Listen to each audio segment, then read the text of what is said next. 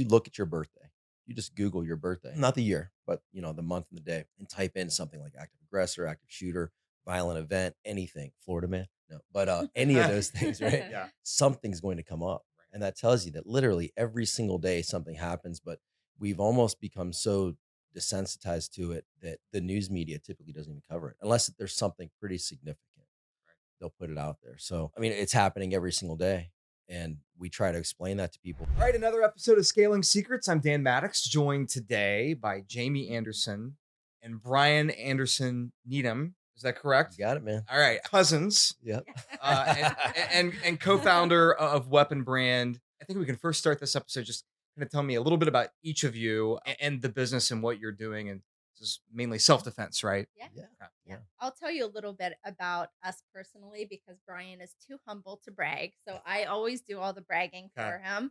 But and then he can tell you a little bit more about the business if that gotcha. works. So my background is I came from media. Okay. I worked at a radio station for many years and in Oh, print that's fun. media. Okay. Yeah. And then started my own traditional marketing agency. Jam wow. Yeah. Yeah. Throwing it out there. Yeah. Well, actually, I went to work for another agency and then Okay. was like, I can do this and started Yeah. my own. And when COVID hit, most of my clients were in California doing events. Okay. Wasn't happening. And then my biggest client was a chain of gun stores. They have about 30 stores in California.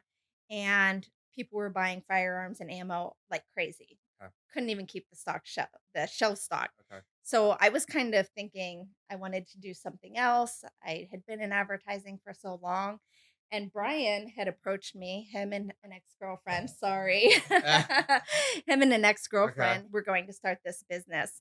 And he just wanted some marketing advice. So I was like, yeah, I'll help you guys. That ended, him and his girlfriend, sorry. But he's very happy now with a beautiful lady, Joanne. Okay. But anyways, that ended and he came to Florida for some saltwater therapy. Okay. And It's a good place for it. Oh, yeah. yeah. Oh, yeah. I never left. He wanted to do This place does that to you. We'll Right. talk about that later. Right. Go ahead. Yeah. That's sorry. Sorry, interrupt. He wanted to do a workshop for me and my friends because I go to a lot of music festivals, a lot of events where there's tens or hundreds of thousands of people, and active shooter events, things like that can not be so great.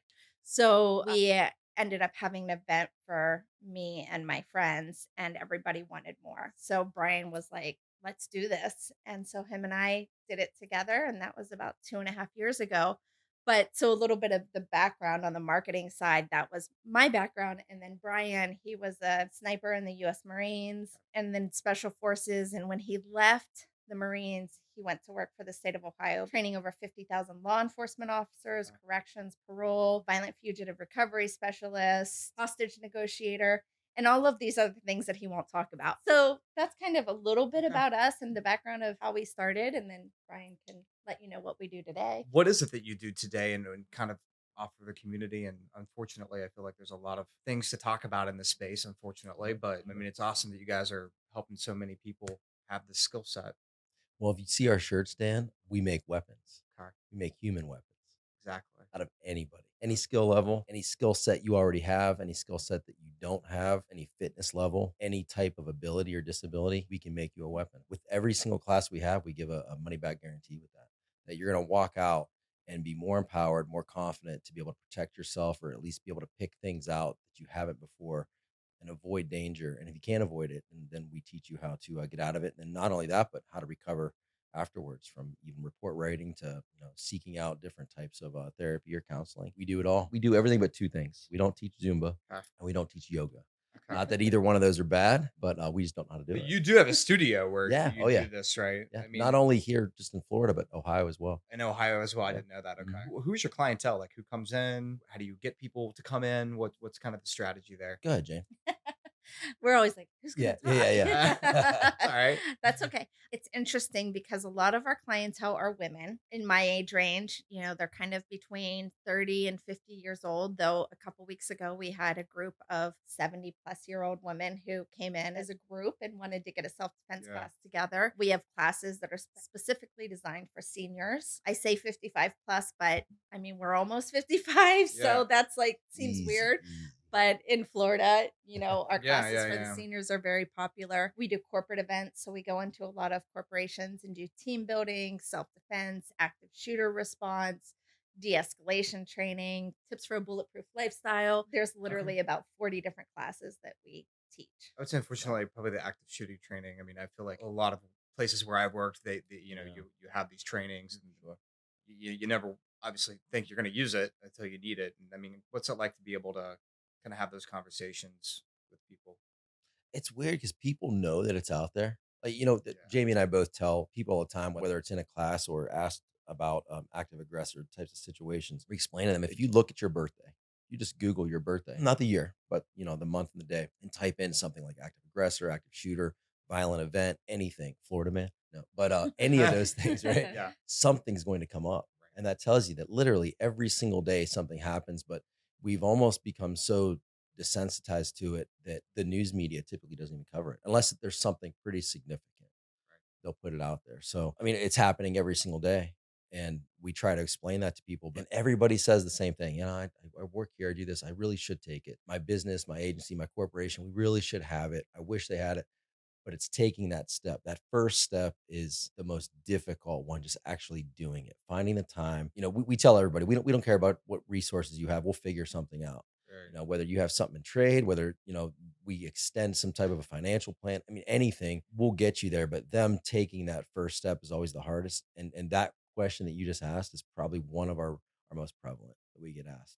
About active shooter. And think about it. You asked that for a reason because you Yeah. probably saw something in the past 2, 3, 4 days Yeah. that made you think, man, this could really happen. And our tips are very similar to what you're going to hear, but our training is a lot different than what agencies usually put out there. And we go a little bit further. It's the cool thing about what Jamie and I and our instructors teach. We have that no holds barred. We're not going to sugarcoat anything. We're gonna give you the nitty gritty of it and make you realize what's happening and how to get out of it. Not just this fluff stuff that usually held by the classes are usually held by bureaucracies out there that say you can say this, you can't say this, you should say this, try not to say this. Well, we're going to tell you exactly how it goes. I think like with my background, I mean, with TV station, definitely Yeah. a soft target Yeah. and a target right now, Yeah, totally. So it was one of those things that I feel like really took serious when we had those conversations. And especially with my background, news crews out in Yeah. the field Yeah. too. We all Right. like, we Right. loved that training and took it very serious. Would say you probably go into some like corporate environments where they're like, all right, I got to be here for an hour and a half, Yeah. How do you get people to take this serious when you go into these environments? we don't take a whole lot Yeah. seriously. Okay. No, I'm kind of picking no, up on that. yeah. All right. Fair enough. You know what? It's already so serious. Yeah, it's a serious topic. Yeah. And so we really try to bring Or some, maybe not take serious, but to get them to pay attention to and really retain it. yeah. Well, the good thing about our system is we have a lot of fun in all of our classes, regardless of what the title of the class is, we're going to have fun. So I think Brian kind of starts out with a few jokes normally at the Yeah. beginning of his Soften the blow. workshops. It kind of lightens people's mood up. And then we always end up dancing in our classes somehow, some way. It just happens. But once they kind of hear his experience, he begins to build that trust with them. Sure. And because our trainings aren't sitting behind a Zoom screen saying, if an active shooter comes into your building, this is what you do. Our trainings are very experiential. So it gets people moving, it gets them up. Even our lecture based trainings, there's a lot of back and forth questions, answers, scenarios. What are you afraid of? What are some of your concerns? So, Yeah. yeah. And not to bring down the mood, but I mean, let's talk. Is it run, hide, fight? Is that, yeah, I mean, is that's it? Or I mean, I'll give you an example, Dan. Yes, it is run, sum hide, it up. fight. Right. Right. But Jamie sent me a text maybe 2 days ago. Said, "Hey, I'm working on this project, this and that." And in that project, it had listed she had run, hide, fight. Run. I can't remember exactly how she said it, but it was very Right. basic. And my response to her was, "I'm going to drop a swear word here. I hope you don't mind." Oh, that's okay. I said, "Get rid of this run, hide, fight shit."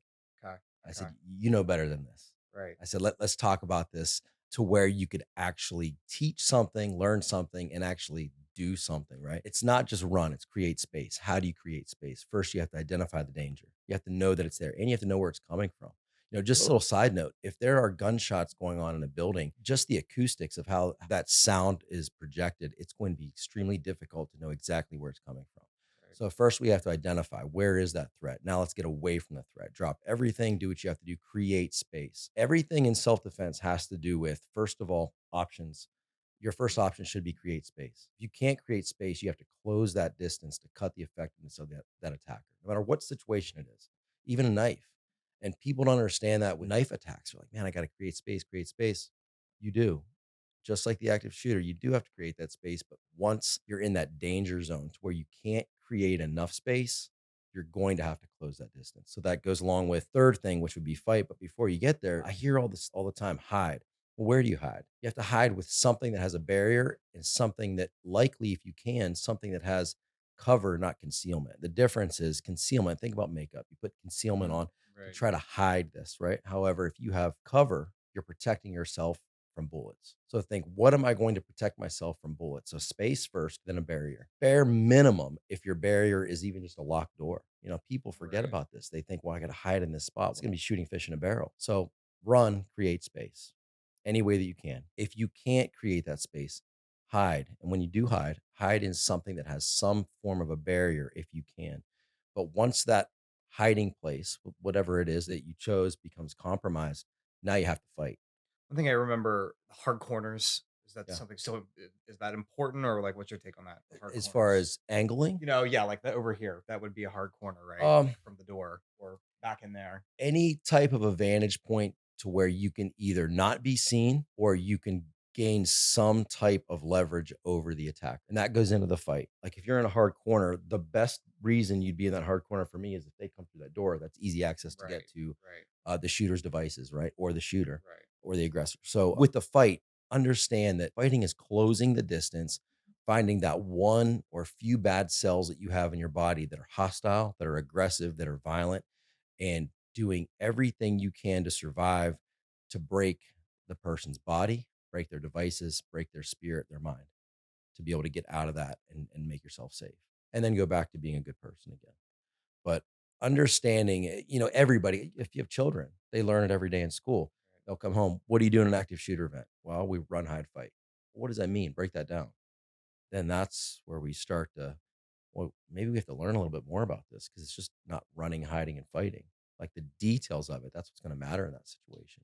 Did you ever think that you obviously you have tremendous amount of military experience? Did you Yeah. ever think that you would create a business out of this? I didn't in the military, Yeah. but when I was working for the state government, I prepped it for like 3 years.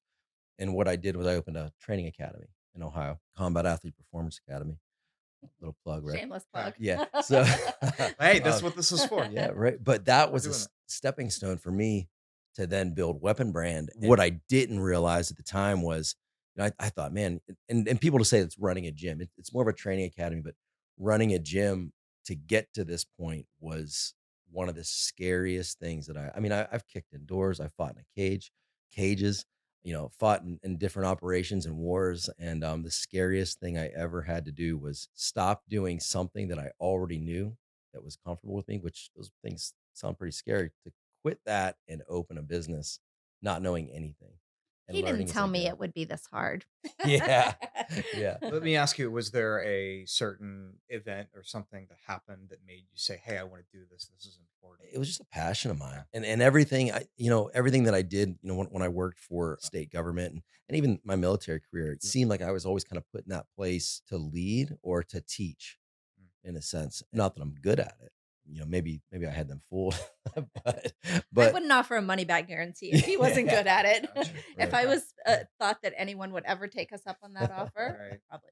But it's important to us that they get trained, that there's no risk there, and I know that they're gonna leave loving it. Yeah. Yeah. And let me ask you, you went all in on this, you know, from with your background, and what about this Yeah. made you want to do that? A couple of things. I mean, Brian, he's charming and charismatic, and people love him and they're drawn to him. And so when you have a product like that, and even our other trainers, he wears off on them. And I know that the training that he's giving them represents our brand. When I saw how much people were drawn to him and how much they wanted more after our first event, I was like, oh, yeah, this is a Mhm. Mhm. slam dunk.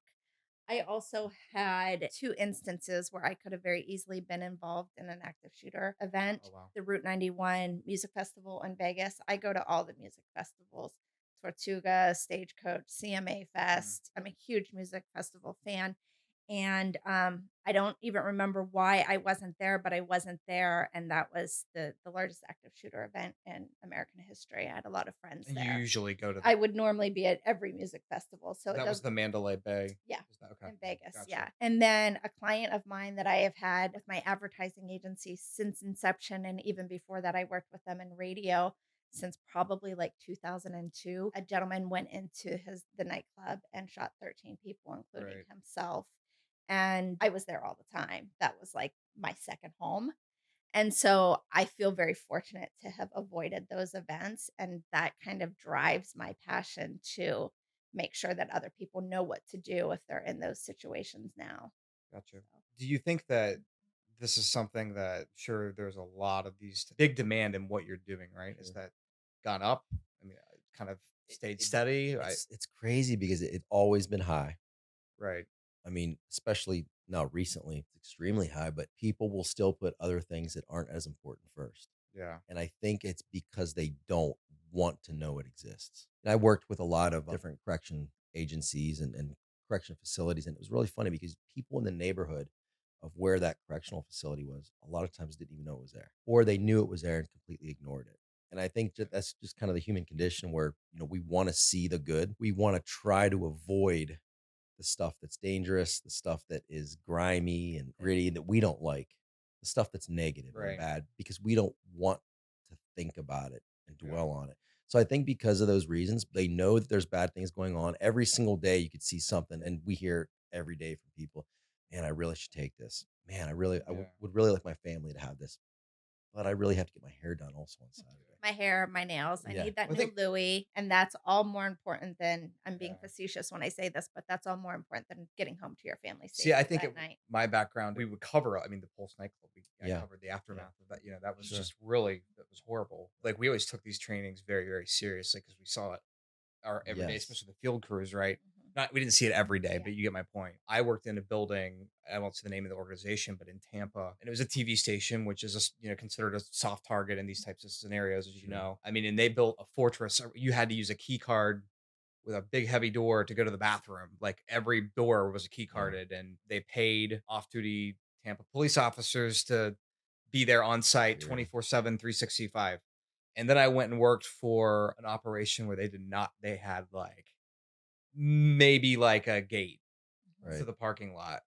And like you could definitely feel the difference. Like Sure. I feel like I thought about it a lot Sure. more at the second job site. It's funny because we do a lot of stuff with like HR Yeah. poison, and it's the person that Jamie and I both know this. If you take care of your employees, they'll typically tend to take care of you, right? But it's getting them to talk to their employer and say, "Hey, this is probably something we should have. Hey, we'd like to have this." And if that's brought up enough times to an employer, they're going to have to bend until they break and Right. actually give that training because, especially with everything going on right now. But, a lot of times people don't want to spend the money. Right. They don't want to scare their own employees and thinking, hey, there's something possibly going on. But man, Jamie brings it up all the time. If you actually have one of your employees get hurt, even out in the parking lot, you have a nurse leaving a hospital that gets attacked and gets assaulted, going out to his or her car, they're not coming back to work for a while. So it's almost like you're protecting your own brand, your own agency by doing that, by giving them the training and saying, hey, first of all, I care enough about you that I'm going to help you get home to your family. I care about you. I care about your family. Right. I also care about my business because I want you back the next day. Yeah. So, somebody that gets attacked, they're going to be off for a while. So now you're paying out and bringing somebody else in. Should every business have this training? Or obviously, as I mentioned, there's some businesses that need it more than others, Sure. right? Sure. So should every, just a normal Yeah. office workplace? I Well, mean, does it, put it like this, you Dan. know, If you get it at work, right, just you hearing this today, the stuff right, that you hear today, Kendall, the stuff that you hear today, when you go back to wherever you're going, whether it's an right, employer, whether it's a family, a significant other, you're going to spread some of this information. So it's contagious. right, So everybody, everybody should have it because then it spreads. We always say, you make one person safer, you make a family, a household safer. right, right. Make a household safer, you're potentially making a neighborhood safer. You make that neighborhood safer, now your community is becoming safer little by little by little. Listen, the bad guys have the experience. The bad guys are going to be bad guys every day. You could take their guns, you could take their knives, you could lock them up, you could threaten them. There's still going to be a bad guy out there doing bad guy stuff every single day. And we Sure. do believe there's more good people out there than bad. You just never know who that bad person is. To We could teach you how to pick them out. You're doing this here in the Tampa Bay area, Sure. and then also in Ohio as well. Yep. Are you scaling it to other Oh cities? yeah. Maybe to where you travel more, Yeah. or We actually travel all over the country doing okay, trainings. got it. Not as many obviously as here and in Ohio, Okay, but we also have some students who were exploring opening new centers in Wyoming and in New York. And then Brian and I will travel anywhere. So we're doing an HR conference down in, I think it's Boca Raton, somewhere in Okay. South Florida in May. And so we'll go wherever. it sounds like you guys are obviously very serious when you do this training, but it sounds like you may have some fun too, and you relate with people, and you're able to Sure. kind of like break those barriers. How do you Yeah. do that? Dance. Yeah. Oh, okay. No, I was serious when I Okay, said okay, we okay. always end up dancing. I don't in our know, let's classes. take It may be serious like here. 2 seconds. It may be like You guys fooled 5 me good in the minutes. beginning. I'm working on a compilation of all the Oh. dances throughout our Oh, classes, gotcha. but the I know. thousands of I'm looking videos. forward to that so much.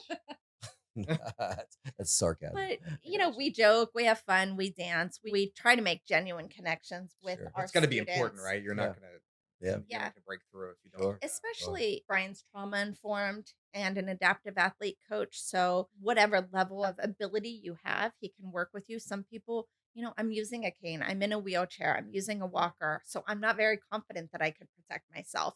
So, he really builds that trust to empower them to know that they can. Or maybe you're in special forces and you've been doing this your whole life, but you still need training. But yeah, having fun. We have something we call the WBC, it's the Weapon Brain Community. And we do things like we'll do beach days or movie nights or dinners. Mm. We have a 6-part series going on right now at one of our gyms, fitness in Pinellas Park. We work out of there. And after our 6-part series, we all go to dinner together. Gotcha. So it's more of a social thing as well. Sometimes people are getting a babysitter. So they want to make it worth it. Coming to self defense class, going to have dinner, having a margarita. Oh yeah. And, that's fun. yeah.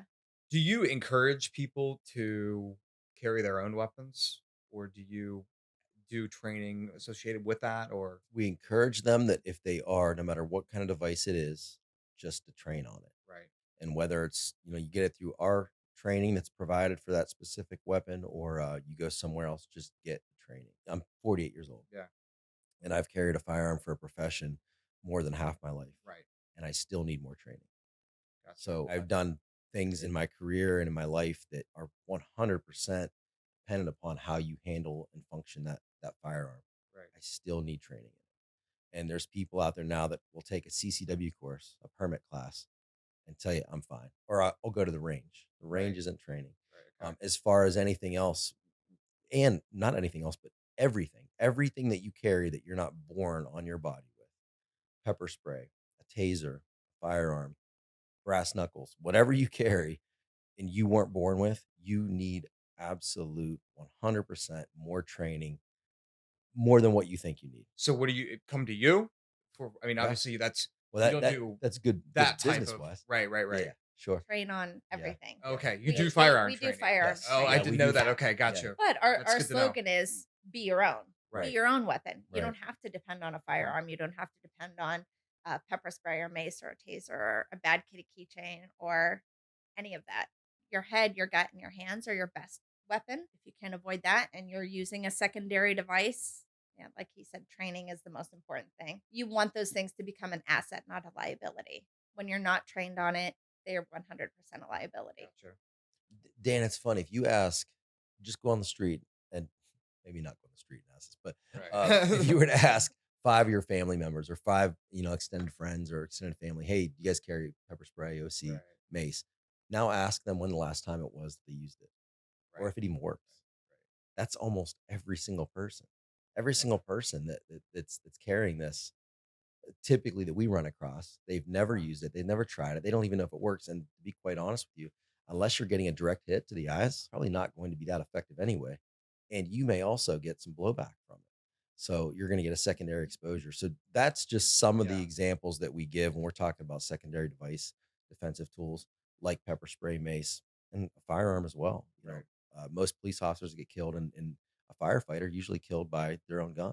Wow. I Or did not know that. Okay. yeah, so a lot of them are. So it's that statistic goes up and down, but if that's telling you something, that's somebody that gets an in service, 1 to 4 times a year on how to carry and fire that firearm, and they're still getting it taken from them. Yeah. I've done apartment living so far all of my Yeah. adult life, and Yeah. I just recently moved into a house that I'm renting. And the thought of, oh, maybe I need a handgun just to keep, in the house because different neighborhood. So I was just kind of thinking that, and I grew up in a house with guns, and Sure. we were taught to deeply respect them, of course. But the training, that was definitely something I was interested in. Yeah. Didn't know that you guys did that. That's super Yeah. cool. Yeah. We do it all. Like Jamie said, we try to get people more confident and empowered to use their own eyes and what they see, their brain, their gut feeling, and their hands, obviously their bodies, because that's connected all the time. But we offer all of it. So our big thing is though, we're not pro, we're not anti, Yeah. but we're just pro training. So Gotcha. Yeah. I had to laugh. I was talking to a guy the other day and he said, "Oh, I grew up hunting." And so I was like, "Well, have you ever taken a weapons retention class?" No. And I'm like, "Well, that's probably because the deer or the rabbits that you're hunting aren't trying to take your firearm from you. A predator is." and you know what's funny about that? Every time we hear somebody say that or bring that up, we usually hear from them. They say, well, I'm not going to let them. Our simple response to that is, well, it's not your choice. They Right. kind of look at you kind of crazy. Yeah. So, you know what I mean? I don't need your Yeah. consent to take your firearm. I'm just going to do it. Right. That's kind of an eye-opening moment. And some people, we've actually had people get like irritated by it. Really? Especially, yeah, like, well, I'm a former police officer. Okay, cool. So am I. But I'm still going to take your gun. Bad guys don't care what you used to do. Right. They don't care about your education, color of your skin, your religious preference, political stance. They don't care about any of that. Right. What they care about is what they can get from you at that time if they can get away. So people, they forget that. And you mentioned that you moved into a neighborhood that was different than what you're Right. normally Right. living in. Bad guys don't just break into the lower income neighborhoods. Right. Right. They want to break into higher income neighborhoods where there's computers good and stuff is. TVs and Yeah. money and drugs. They want your drugs, Dan. They want my okay. I Fair was enough. thinking more like Yeah. prescription, Yeah. but still, yeah. What's next for you? How do you scale this in and life? keep Global moving? domination. above. She's right. Global domination. That's what's next. Okay. I hope you can be on this ride with us. Okay. Fair enough.